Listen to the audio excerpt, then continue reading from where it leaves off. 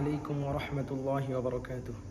ওয়ালাইকুম আসসালাম ওয়া রাহমাতুল্লাহি ওয়া বারাকাতুহু। ভাইজানের নামটা কি যদি একটু বলতেন? মোহাম্মদ নাঈমুল ইসলাম।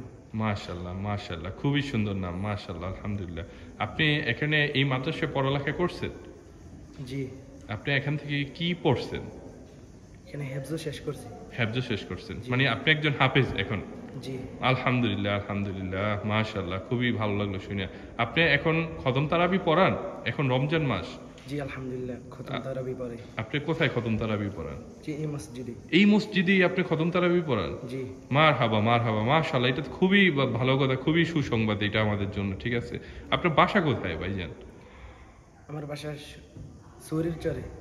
সুরিচর এই উপজেলায় শুক্রপুর থানায়। জি, যাক, মাশাআল্লাহ, আমাদের এলাকারই সন্তান আমরা বলতে পারি। ঠিক আছে, আমাদের এলাকার সন্তান মোহাম্মদ নাইমুল ইসলাম ভাই, সে এখান থেকে হেফজখানা কমপ্লিট করছে। কমপ্লিট করার পরে এই হযরত ফাতেমা রাদিয়াল্লাহু তাআলা আনহু জামে মসজিদে সে এখন দীর্ঘ 1 মাস, রমজানের মাস খতম তারাবি আমাদের মাঝে উপস্থাপন করছে। খতম তারাবি পড়তেছে, সে খতম দিবে এখানে ইনশাআল্লাহ।